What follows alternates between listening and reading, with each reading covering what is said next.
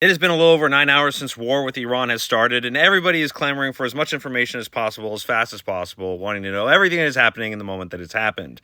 And so the information is continuing to be fluid, and you won't actually get confirmed reporting until probably hours, sometimes a day or so later. But what we do know is that Iran took hours to retaliate.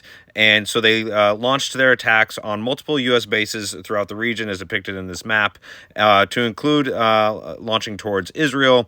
And the majority of those missiles and drones have been intercepted.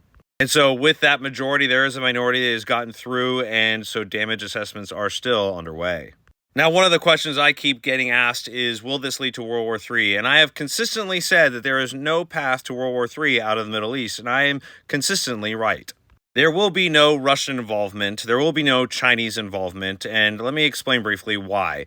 Russia is currently bogged down with their war in Ukraine. Plus, they never had a capability to project, to do any force projection power for the purposes of sustained war efforts beyond their own borders. And even though you might cite that there might be some Russian destroyers somewhere in the Strait of Hormuz or in that vicinity, they had to go all the way around Asia to get there. And it's only like 2 of them.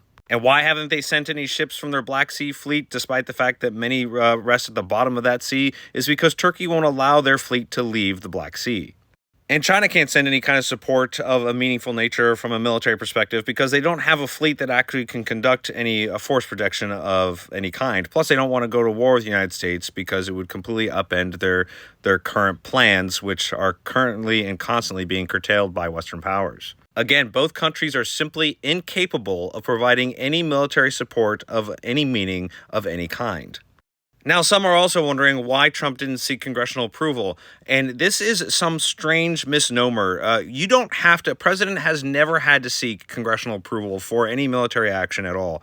All they've ever had to do is inform them within a specific time frame. And that has already been done. Now, there is a window of time in which the administration needs to seek congressional approval for continued action, but I believe that window is like 60 days. And at that point, that's when maybe Congress can step in. And I think that's where people keep conflating this whole seeking congressional approval concept.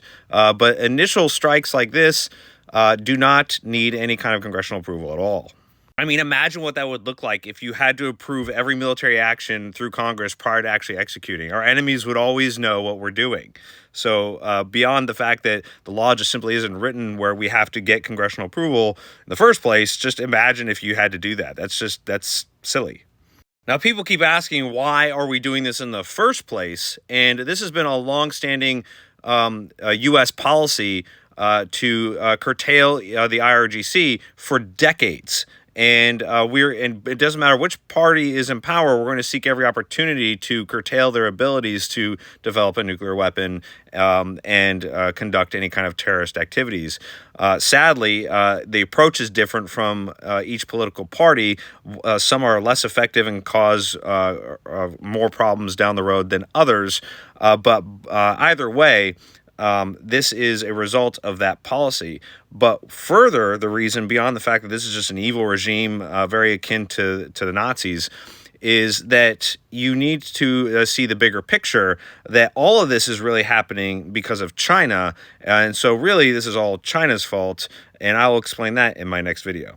I'm the Intel Guy. I appreciate all my new followers. If you like my content, consider supporting me on other social media channels like X and YouTube, especially YouTube, because I'm going to start shifting, as I've said before, away from TikTok. I'll still utilize TikTok, of course, but they suppress my content a lot, especially in the last couple months, especially since the U.S. took over, actually.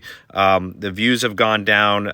My content just doesn't show up on people's For You page, despite my analytics saying it does. The entire thing is just messed up. The app is trash. But sadly, it's what we got. It's the only place where you can easily, quickly make videos, which is probably why people hang on to it for so long. But again, consider supporting my content elsewhere, and I will continue to inform you about the truth of the world from a geopolitical lens. Hopefully, you have a good day.